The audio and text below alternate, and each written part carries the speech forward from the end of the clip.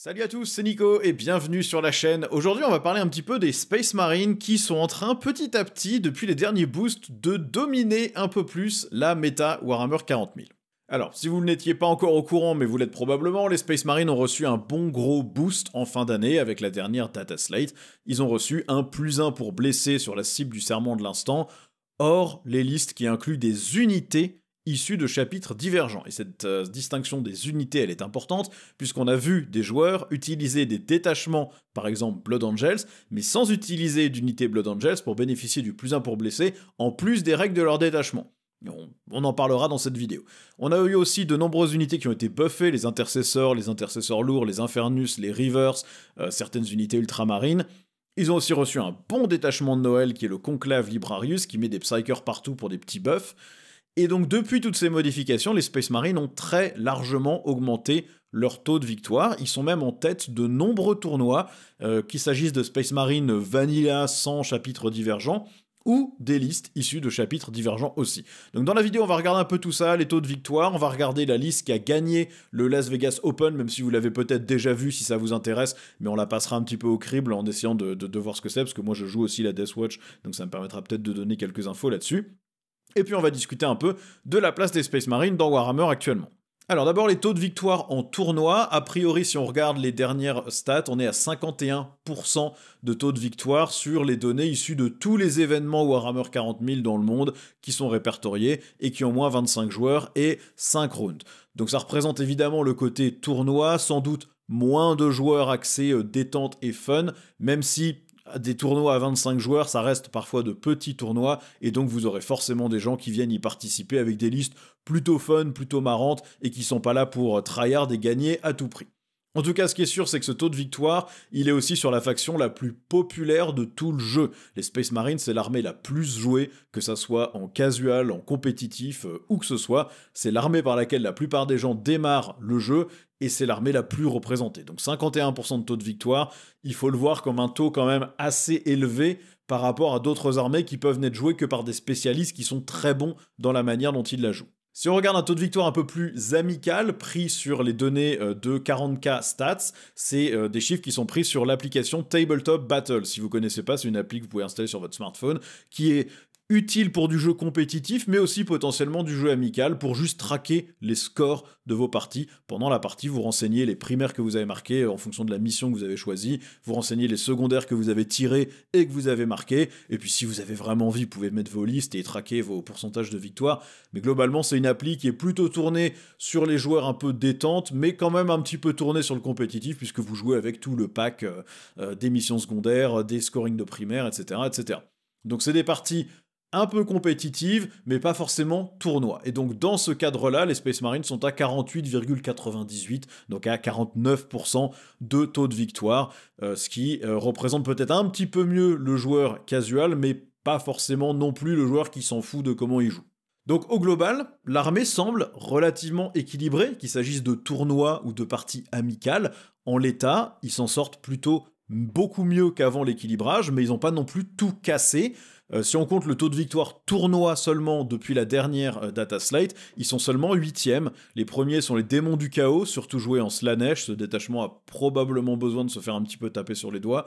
Le deuxième, c'est les Nécrons. Sans grande surprise, ils ont eu le temps de jouer un peu avec leur arsenal brisastre avant qu'ils se fassent un peu nerfer, et ce détachement avait un gros taux de victoire. Chevaliers impériaux, a priori, en 3e aussi. Astra Militarum pré-codex en 4e. La Death Watch en 5e. Et oui, ce sont des Space Marines aussi, on va en parler dans cette vidéo. 6e, les Custodes, probablement avec le détachement lance solaire, mais aussi probablement le détachement qui donne des critiques sur les 5+. Et puis en 7e, les Drukhari, qui sont très peu représentés, mais les joueurs qui les jouent sont vraiment très bons, et donc en taux de victoire en tournoi, ils s'en sortent toujours beaucoup mieux qu'en taux de victoire amical. On a quand même quelques ratés sur les Space Marines, hein. On a vu une liste gagner un tournoi donc avec des Blood Angels, une liste qui utilisait le détachement Blood Angels, le Liberator Assault Group, mais qui profitait du serment de l'instant amélioré, puisque la règle pour profiter de ce +1 pour blesser sur le serment de l'instant dit qu'il ne faut utiliser aucune unité issue d'un chapitre divergent. Or, là, ce que le joueur a fait, c'est qu'il a pris un détachement, Blood Angels, le groupe d'assaut Liberator, mais il n'a pris aucune unité Blood Angels. Et donc, du coup, il a eu un détachement qui est franchement pas mauvais, puisqu'il donne plus de en force et plus une attaque quand on charge sur n'importe quelle unité de l'armée, mais en plus il a pu y ajouter le bonus de +1 pour blesser sur le serment de l'instant et de la relance des touches, ce qui fait que au corps à corps, très facilement, on se retrouve avec des unités Blood Angels qui vont blesser à 2+ sur la cible du serment de l'instant et faire du gros ménage. Je pense pas que c'était ce que Games Workshop avait prévu à la base, c'est sans doute une imprudence d'écriture. À mon avis, il paraîtrait logique de limiter ce +1 pour blesser au détachement du codex Space Marine et quand il n'y a aucune unité issue d'un chapitre divergent. Ce cumul serait bon. Et il serait peut-être pas ridicule non plus de ne pas le donner à des unités qui embarquent un personnage ultramarine, White Scar ou autre, même si bon, c'est les ultramarines qui clairement abusent de ça, parce qu'ils ont des personnages vraiment très forts. Peut-être que le seul perso White Scar, le seul perso Iron Hands ne mérite pas de nerfer complètement une armée à ce stade-là. En tout cas, ce qui est certain, c'est que les joueurs qui jouent les chapitres divergents devraient probablement pas avoir accès à ce +1 pour blesser s'ils utilisent même juste un détachement lié à ces chapitres. Je pense pas que c'était ce que Games Workshop avait prévu, mais on verra s'ils touchent à ça dans le futur ou pas. Maintenant, les taux de victoire des chapitres divergents, parce que c'est aussi des Space Marines, ils s'en sortent pas trop mal. Les Black Templars sont à 47%, donc c'est pas ridicule. Les Dark Angels à 49%, les Space Wolves à 49%, la Death Watch à 52% et les Blood Angels à 52%. Là encore, toujours issus des mêmes chiffres tournois que ceux que j'ai utilisés pour la partie Space Marine.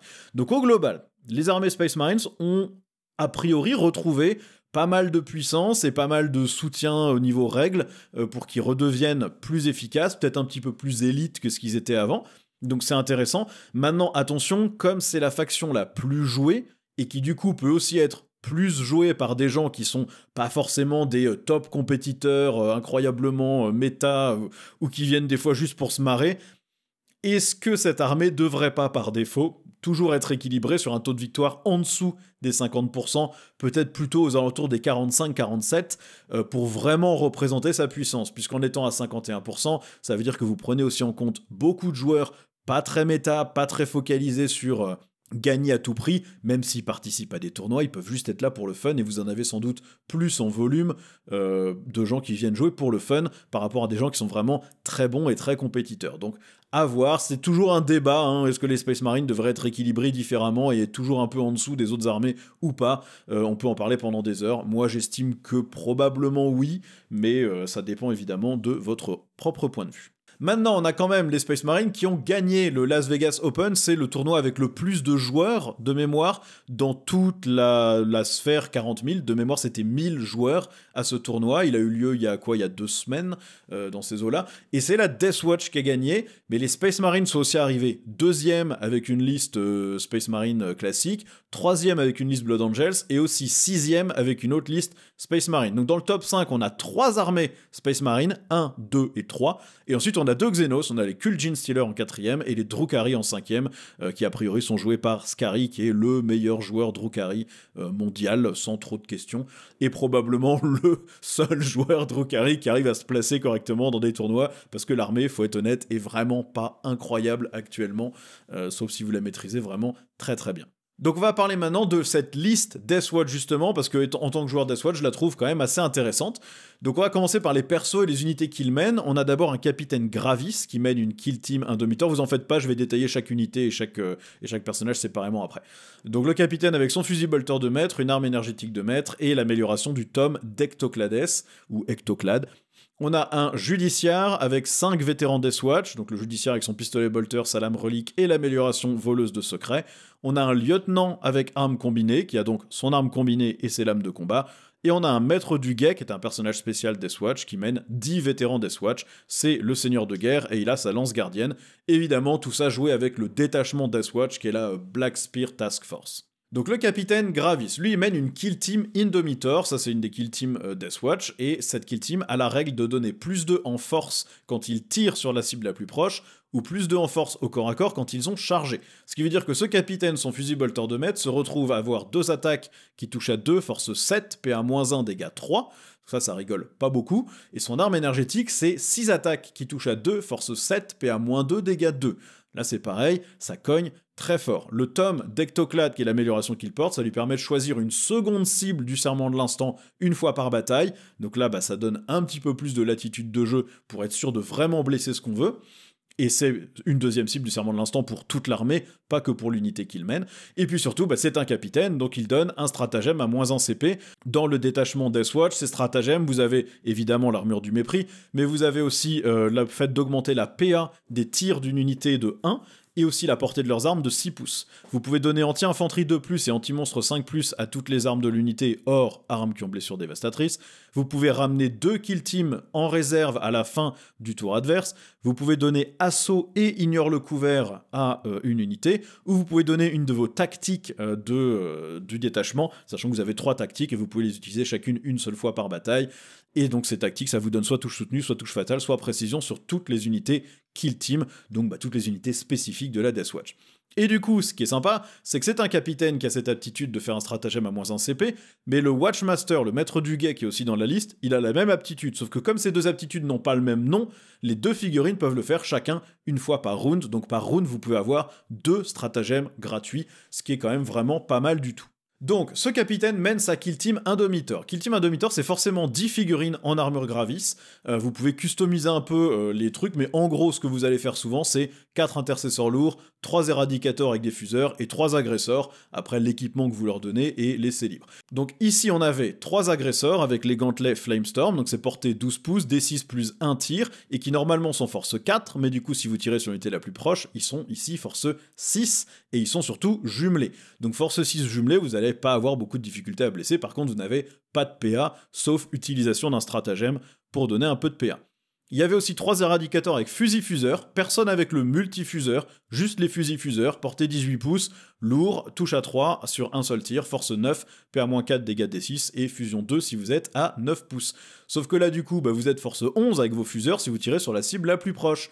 Et donc si vous êtes force 11 et que vous avez un +1 pour blesser grâce au serment de l'instant par exemple, on se rend vite compte qu'on va aller blesser la plupart des véhicules du jeu sur un 2+, et les véhicules vraiment lourds au moins sur un 4+, sans avoir besoin d'amener des canons laser ou des choses comme ça.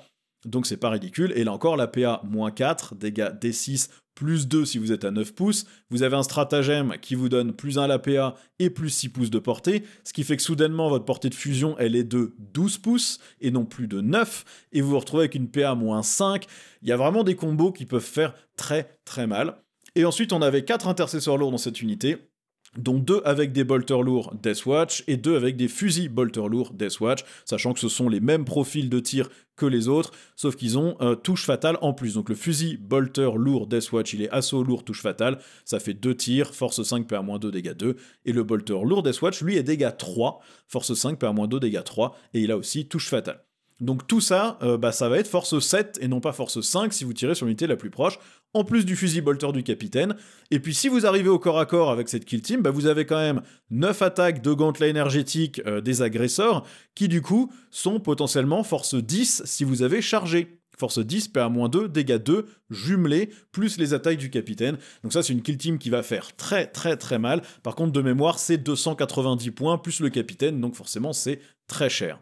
Ensuite, autre personnage, le lieutenant avec arme combinée. Alors lui, il est utilisé sans mener d'unité, c'est un agent solitaire, donc on l'utilise pour se protéger des frappes en profondeur, pour faire des missions secondaires. En début de la partie, il peut désigner un objectif sur la table, et toutes les unités ennemies qui sont dessus, vous aurez la relance des touches de 1, donc ça vous donne un petit bonus quand même, qui fait que l'ennemi n'a pas forcément envie d'aller se poser sur cet objectif-là, ou en tout cas va y réfléchir. Et puis il peut aussi faire un mouvement réactif si on s'approche de lui.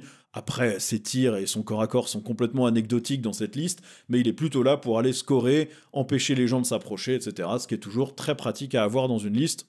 On a ensuite un judiciaire, donc ça c'est un personnage Space Marine standard, il n'est pas spécifique Deathwatch non plus, et il mène une unité de 5 vétérans Deathwatch. Le judiciaire, ça donne combat en premier à l'unité qu'il mène, et les 5 vétérans Deathwatch, on va les voir juste après, ils ont 2 marteaux, qui chacun ont 3 attaques, qui touchent à 4, force 10, PA-2, dégâts 3, avec blessure dévastatrice. Et donc quand vous avez ça qui vous tape en premier dessus, avec en plus le fait que les vétérans Deathwatch donnent la relance des touches de 1 ou la relance de toutes les touches contre les unités qui sont Xenos, donc qui n'ont ni le mot-clé Imperium ni le mot-clé Chaos, ça peut taper un peu. L'unité de vétérans Deathwatch a aussi une arme Xeno qui est 4 attaques qui touche à 3, force 5, PA-2, dégâts 1 avec blessure dévastatrice aussi. Tout ça, ça vous tape en premier, en plus du coup du judiciaire qui déconne pas du tout au corps à corps, puisqu'avec l'amélioration voleuse de secret, il a +1 en force, +1 dégâts, +1 en PA en mêlée, ou plus 2 en force, dégâts et PA s'il a tué un modèle ennemi. Ce qui lui donne 5 attaques qui touchent à 2, force 8, PA-3, dégâts 3, ou au mieux, il peut monter à 6 attaques, force 9, PA-4, dégâts 4, sans oublier la relance des touches de 1 ou la relance de toutes les touches, sachant que ce personnage peut gagner une attaque en plus à chaque fois qu'il détruit un personnage. Donc si vous avez détruit un personnage, vous êtes bien à 6 attaques, et si vous avez tué 2 modèles au total, bah vous êtes force 9, PA-4, dégâts 4, ça fait ultra mal en combinaison avec les marteaux. Donc c'est une unité, l'ennemi va jamais vouloir la charger, il va vouloir la défoncer au tir, et donc si vous la cachez un petit peu derrière une ruine, bah globalement vous savez que cet objectif est quasi imprenable par votre adversaire, à moins de faire tout le tour, donc ça donne une bonne bulle d'interdiction autour de laquelle l'ennemi ne s'approchera pas. Donc on va parler des vétérans Deathwatch justement, parce que le judiciaire les mène, sachant que le judiciaire mène une unité de 5 vétérans dans cette liste, mais qu'il y a aussi une autre unité de 5 vétérans qui n'a pas de perso, et qui elle se balade librement. Donc les vétérans Deathwatch, c'est un petit profil Space Marine classique, endurance 4, sauvegarde à 3, 2 PV, par contre ils sont ligne, donc ils sont au C2, commandement à 6. Leur règle spéciale du coup c'est de relancer toutes les touches de 1 quand ils attaquent, tir ou corps à corps, et si l'ennemi n'a pas le mot-clé Imperium ou KO, vous relancez le jet de touche. Évidemment, il le donne aussi aux personnages qui les accompagnent. Donc c'est une unité qui est assez autonome, c'est un peu la base de l'armée Deathwatch, et elle peut être ciblée par tous les stratagèmes du détachement, puisqu'elles ont le mot-clé Kill Team. Alors cette unité, comment est-ce qu'elle était équipée? Parce que c'est une unité où vous pouvez vraiment complètement changer l'équipement de quasiment chaque figurine. Là en gros sur la variante 5 vétérans, ils avaient un sergent qui avait une arme xénophase et un bouclier. Ils avaient un Space Marine avec un canon frag, donc le canon frag c'est D3 tirs à 18 pouces de force 7, PA-1, dégâts 2, en tir rapide D3, blast, donc déflagration, et lourd. On avait un bolter lourd Infernus qui fait soit des tirs de bolter lourd classique, donc force 5, PA-1, dégâts 2, soit un lance-flamme lourd, force 5, PA-1, dégâts 1, ou les deux, il peut tirer avec les deux. Ah non, il peut pas tirer avec les deux, il doit choisir un profil, pardon, quand il tire. Et on avait aussi 2 marteaux, donc ça plutôt corps à corps, c'est 3 attaques, touche à 4, force 10, PA-2, dégâts 3 avec blessure dévastatrice. Donc des petites unités mobiles qui peuvent tirer un peu, et qui peuvent aussi représenter une menace au corps à corps. Vous pouvez pas juste les charger gratos parce que vous avez un bouclier qui du coup vous donne une invulnérable à 4+, sur laquelle vous pouvez tanker tous les tirs. Comme ça, tant que vous la réussissez, on peut gâcher des tirs de canon laser ou de machin qui pénétreraient normalement des armures de Space Marine. Si l'ennemi vous charge, vous avez des marteaux de tonnerre, donc il vous tuera peut-être les Space Marines qui tirent, mais il vous restera peut-être les marteaux, et ça fait une sacrée menace quand même, quel que soit le truc que vous avez envoyé. Et si l'ennemi s'approche, vous pouvez potentiellement lui tirer dessus en état d'alerte avec le lance-flamme, ou vous pouvez juste vous prendre des lignes de vue et shooter avec les quelques armes lourdes. Donc c'est des petites unités assez réactives, assez mobiles, qui sont probablement plutôt là pour tenir des objectifs. C'est 100 points les 5, mais il y a quand même une vraie menace derrière. On a ensuite le Maître du Guet, lui c'est un personnage spécial Deathwatch, vous le voyez sur la droite, bon c'est une vieille figurine, pas trop remise au goût du jour, la plupart des gens je pense convertissent la leur. Il va mener 10 vétérans Deathwatch dans cette liste, pourquoi? Parce qu'il leur donne avance, tir et charge. Et en plus, comme il mène les vétérans Deathwatch, lui-même il gagne la relance des touches de 1 ou la relance de toutes les touches, puisque c'est la règle spéciale des vétérans. Lui, ses attaques, c'est quand même au corps à corps, 6 attaques qui touchent à 2, force 6, PA-2, dégâts D3 avec lance. Et quand il tire, il a 2 tirs, force 4, PA-1, dégâts 2, qui touchent à 2, donc c'est pas ridicule non plus. Et il a aussi cette règle qui permet de faire un stratagème à -1 CP, donc avec tous les stratagèmes possibles, puisque il mène une kill team, donc il peut cibler son unité avec ce qu'il veut, sachant que, comme je l'ai dit, c'est pas le même nom d'aptitude que celle du capitaine Gravis, et donc le capitaine et le maître du guet peuvent tous les deux faire ce stratagème à -1 CP une fois par round, donc ça vous fait 2 stratagèmes gratuits, ce qui est vraiment pas mal du tout, c'est un très bon personnage. Et du coup, l'unité qu'il mène, c'est 10 vétérans Deathwatch, c'est une unité à 200 points sans compter le perso, qui du coup est équipé cette fois-ci avec le sergent qui a son arme de xénophase et son bouclier, donc une invulnérable à 4+, et une arme de corps à corps qui est très convenable, avec blessure dévastatrice, 2 canons frag, 2 bolter lourd Infernus et 4 marteaux. Donc là, évidemment, vous envoyez cette unité en la faisant avancer sur la table, vous tirez avec vos armes lourdes pour essayer de faire un peu de dégâts, et vous chargez après avoir avancé, puisque le maître du guet donne accès à ça, et puis là vous explosez tout avec les marteaux, la relance des touches, vous n'avez pas besoin de taper sur le serment de l'instant, puisque vous avez déjà une relance native des 1 ou de toutes les touches en fonction de qui vous affrontez. C'est une unité qui est très polyvalente, qui peut taper très fort, et qui va être utilisée je pense pour aller sortir des gros monstres ou des véhicules ennemis, ou juste pour aller charger sur un point de l'ennemi et être à peu près sûr de lui reprendre avec un gros volume de dégâts, et puis une portée de menace pas négligeable, puisque certes ça ne bouge qu'à 6, mais ça peut peut avancer et charger. Donc on est en moyenne sur une portée effective d'à peu près 15 pouces de déplacement, ce qui n'est pas ridicule. Le reste de la liste, on a 2 rhinos, alors là encore vous en faites pas, je vais détailler chaque unité, mais on a du coup 2 rhinos qui seront utilisés je pense soit pour amener les 2 packs de 5 vétérans là où ils sont utiles pour aller scorer, ou alors on met 2 fois 5 vétérans dans un des rhinos et les 10 vétérans et le Watchmaster dans un autre, sachant que bon, comme le maître de guet, enfin le Watchmaster, le maître du guet donne l'avance et tire avant ses charges, est-ce qu'on a vraiment envie de le mettre dans un rhino ou est-ce qu'on n'a pas envie de les laisser plutôt à pied, déployer vraiment sur la ligne et puis de les faire charger dès que possible, à voir. En tout cas ça donne de la mobilité, un rhino c'est toujours bien pour aller un peu vite quelque part, reprendre un petit objectif, ou en tenir un, ou bloquer le mouvement de l'adversaire, c'est des figurines qui sont pas très chères, leur transport est cool, donc voilà, ça se joue très bien. On a ensuite une Kill Team Talon Strike dont on va parler après, 2 unités de 5 Terminator Deathwatch qui sont très bons aussi, et un Storm Speeder Thunderstrike. Alors, la Kill Team Talon Strike, ça c'est une Kill Team spécifique du coup de la Deathwatch. Elle est montée en mode 5 Inceptors, donc 5 Inceptors avec leur bolter d'assaut, c'est les gars en armure Gravis avec les jetpacks, et puis 5 intercesseurs d'assaut classiques, dont 2 qui ont des pistolets à plasma, et le sergent qui a un pistolet à plasma et gantelet. Les autres ont un pistolet bolter lourd et une épée tronçonneuse. C'est une kill team qui va être considérée à endurance 6 pendant toute la partie, puisque ça fait partie des règles de la Deathwatch. Vous utilisez l'endurance majoritaire de l'unité, et si vous êtes à égalité, l'endurance la plus élevée. Et donc dès le début, vous avez autant d'endurance 4 que d'endurance 6, donc vous comptez endurance 6, et du coup la première figurine que vous tuez, c'est pas forcément une endurance 6, ça peut être une endurance 4, et donc vous la retirez, et donc vous continuez à rester en endurance 6 globalement tout le long de la partie, donc ça c'est très bien. Et du coup, c'est une unité qui gagne quand même plus 1 à la PA au tour où elle arrive sur le champ de bataille, sachant qu'elle la frappe en profondeur, ou alors elle gagne lance lorsqu'ils arrivent sur le champ de bataille. On va surtout les utiliser pour le plus 1 à la PA, parce que lance, ok, mais ils peuvent pas arriver à 6 pouces, ils peuvent arriver qu'à 9, donc les charges sont compliquées. Mais du coup, quand on arrive depuis les réserves, plus 1 en PA, sachant que là, on a 5 Inceptors équipés avec des bolters d'assaut. Bolters d'assaut, ça nous fera donc un total de 15 tirs à 18 pouces, force 5, PA-2, dégâts 2, avec touche soutenue 2 et jumelé au tour où ils arrivent. Donc ça fait quand même une bonne vague de tirs qui devrait être capable de nettoyer des unités de Space Marine ou n'importe quelle petite infanterie. Vous y ajoutez 3 pistolets à plasma que vous pouvez potentiellement surcharger pour aller sortir des trucs un petit peu plus costauds. L'ennemi peut vous attaquer, mais vous êtes quand même endurance 6, sauvegarde à 3+, avec 2 PV, voire 3 PV en fonction de ce que vous voulez retirer. Vous bougez bien. Vous avez tous les stratagèmes que vous pouvez utiliser pour les cibler, hein. Vous pouvez, au tour où ils arrivent, non seulement ils ont le plus 1 à la PA avec leur règle spéciale, mais vous pouvez leur donner un stratagème qui leur donne encore un autre plus 1 à la PA. Donc là, soudainement, vous avez des bolters d'assaut qui sont PA-3, dégâts 2. Vous pouvez vraiment laver beaucoup de choses avec ça. Et donc c'est une unité qui est pas négligeable, et surtout n'oublions pas que à la fin du tour vous pouvez les cibler avec un stratagème, vous pouvez cibler 2 kill teams et les remettre en réserve pour qu'au tour suivant ils reviennent et refassent le même combo. Donc c'est une unité qui peut être assez menaçante, pas évidente à placer parce que c'est des gros socles, hein, 5 Inceptors plus 5 intercesseurs d'assaut font un peu de place, mais comme vous les utilisez pour le tir, vous n'avez pas besoin de vous mettre à 9 pouces, vous pouvez vous mettre à peu près 18 et vous êtes à portée des bolters d'assaut, ou si vous arrivez à vous caler à 12, vous avez aussi les plasmas qui peuvent tirer. C'est franchement pas ridicule du tout comme unité, ça peut faire très mal. Les Terminator Deathwatch, alors ils sont assez similaires aux Terminator classiques, à part le fait qu'ils puissent prendre 3 armes spéciales. Et ici donc, ils ont 3 lance-missiles.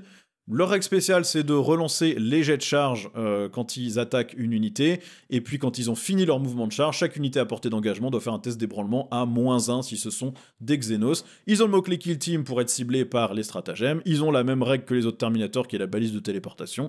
Ici, ils sont joués du coup, tout le monde a un Bolter Storm et un point énergétique, et on en a 3 qui ont du coup le lance-missile Cyclone, avec donc potentiellement 6d6 tirs avec déflagration de force 4, PA0, dégâts 1.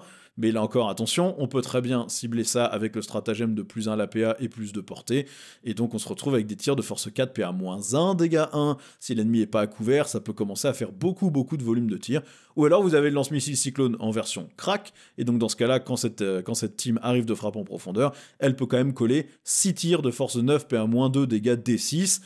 Ça peut sortir aussi quand même quelques petits trucs, et au corps à corps, ça rigole pas trop, puisque ça reste quand même des gantelets énergétiques, force 8, PA-2, dégâts 2, donc ça cogne quand même plutôt pas mal. Et donc dans cette liste, il y avait 2 escouades de 5 Terminator Deathwatch, donc de mémoire c'est 180 points les 5, ce qui est franchement pas ridicule.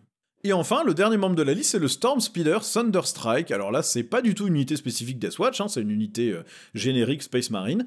C'est quand même un profil qui bouge à 14 pouces, avec endurance 9, 11 PV, sauvegarde à 3, contrôle d'objectif 3, ça coûte 150 points, donc c'est pas non plus hors de prix, surtout par rapport aux autres unités Deathwatch. Hein, je rappelle que 5 vétérans Deathwatch c'est 100 points, 5 Terminator c'est 180, et chacune des kill teams, de mémoire la Talon Strike c'est 270 et l'Indomitor 290, donc c'est presque l'unité la moins chère que vous avez pour cette résistance-là. Et ça tape quand même pas mal, puisque vous avez le missile Storm Fury qui est à 48 pouces, c'est une attaque de force 12, PA-3, dégâts D6 plus 1. Vous avez la serre laser qui, elle, fait 2 attaques à 36 pouces, force 9, PA-3, dégâts D6 plus 1, et ça touche à 2 plus aussi. Et vous avez les roquettes Icarus, où là c'est D3 attaques, qui tirent à 24 pouces, force 8, PA-1, dégâts 2, anti-vol et jumelé. Donc vous avez tout ce qu'il faut pour sortir des véhicules légers, voire des véhicules lourds avec le missile où vous pouvez commencer à les titiller avec quand même une force 12.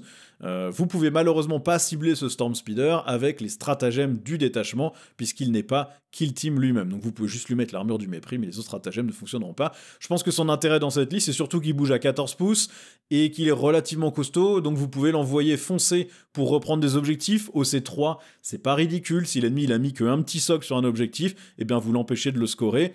Si vous êtes joueur 2 au 5e tour, un truc qui bouge à 14 pouces, qui va reprendre un objectif qui avait été sticky et abandonné par l'ennemi, c'est top aussi. C'est très bien. Et en plus, sa règle spéciale, si le Storm Speeder a tiré et touché un monstre ou un véhicule, le reste de l'armée a +1 pour blesser ce monstre ou véhicule. Vous avez vu que dans cette liste Deathwatch, on a très peu d'armes qui sont au-dessus de la force 9 ou 10.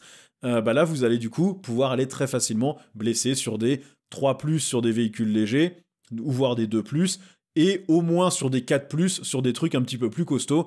Donc je pense qu'il est utilisé pour donner ce petit bonus pour s'assurer qu'on peut vraiment sortir les trucs lourds, mais aussi aller prendre des points, faire des secondaires, parce qu'à 150 points, c'est pas ridicule d'utiliser ça pour aller scorer 3 ou 5 points sur une carte de mission secondaire. Donc voilà pour cette liste Deathwatch. Moi personnellement en tant que joueur Deathwatch, je la trouve très intéressante. Il y a évidemment des combos que tout le monde a vu quand il a vu l'index Deathwatch. La Kill Team Indomitor et son bonus qui du coup booste aussi le Capitaine Gravis, ça c'est clair que c'est un truc quasi incontournable. Je pense que tout le monde va en jouer au moins une dans sa liste parce que ça cogne vraiment très très fort et c'est très dur à sortir. Ça reste quand même 10 figurines, endurance 6, sauvegarde à 3 avec 3 PV. La Kill Team Talon Strike, elle est vraiment très très bien aussi, ça c'est quasi instoppable. Vous pouvez arriver assez facilement à 12 ou 18 pouces, avoiner l'adversaire. Si vous êtes un petit peu trop loin, vous avez un stratagème pour vous donner plus 6 pouces et plus 1 en PA encore en plus. Donc vous arriverez toujours à tirer sur ce que vous voulez, sortir. Vous allez probablement le dégommer et le dégager de la table. Et ensuite, si l'adversaire arrive à s'approcher et à vous sortir quelques figurines, il vous tuera pas toute l'unité. Il vous restera potentiellement au moins vos Inceptors. Vous les reprenez, vous faites une deuxième fois le combo. Et ensuite, l'ennemi, est-ce qu'il a vraiment envie de juste tuer 5 Inceptors ou est-ce qu'il a envie de s'occuper d'autre chose qui me le menace plus sur la table? Donc, c'est une kill team qui est vraiment efficace et vraiment forte. Et puis les vétérans Deathwatch, moi c'est vrai que j'avais toujours pensé à les jouer par 10 avec un rôle très spécialisé, c'est-à-dire soit que du corps à corps, soit que du tir. Mais c'est vrai que la petite unité de 5 avec un peu de tir et les marteaux, c'est loin d'être idiot, puisque là encore, ça vous permet d'avoir beaucoup plus de flexibilité sur la table, et l'adversaire, quelle que soit la chose qu'il vous envoie, il va quand même se poser la question, parce que vous pouvez lui tirer dessus, mais vous pouvez aussi le charger et le taper assez fort. Donc c'est pas une unité qui est facile à contrer, mine de rien, et qui vous coûte pas si cher que ça pour tenir un objectif, sachant que l'ennemi a quand même besoin de mettre 10 dossés pour vous le reprendre s'il vous tue personne.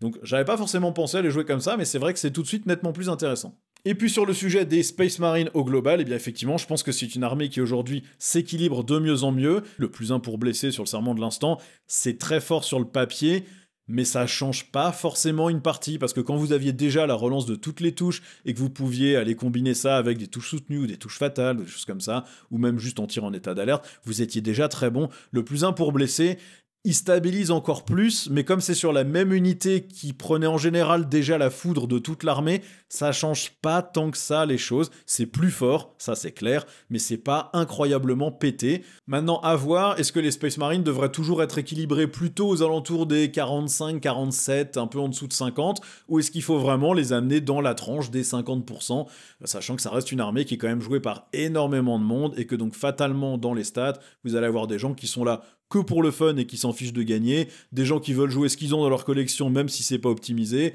et puis vous avez aussi des gens très compétiteurs au milieu qui vont tirer le taux vers le haut. Donc c'est plus difficile à jauger qu'une armée qui n'est jouée que par une trentaine de spécialistes en tournoi, et du coup qui tire les stats vers le haut de manière complètement arbitraire. Voilà en tout cas pour cette vidéo qui passe un peu en revue la place des Space Marines actuellement. Dites-moi ce que vous en avez pensé, si vous aimez ce type de vidéo qui analyse un peu une faction, sa place dans la méta, une liste compétitive, etc. Dites-moi, je pourrais multiplier ça sur d'autres armées aussi, c'est plutôt intéressant à faire et moi ça m'éclate bien. Donc vous me direz ce que vous en pensez en commentaire. En tout cas, merci d'avoir regardé, merci de soutenir la chaîne et je vous dis à très bientôt pour une nouvelle vidéo. Ciao!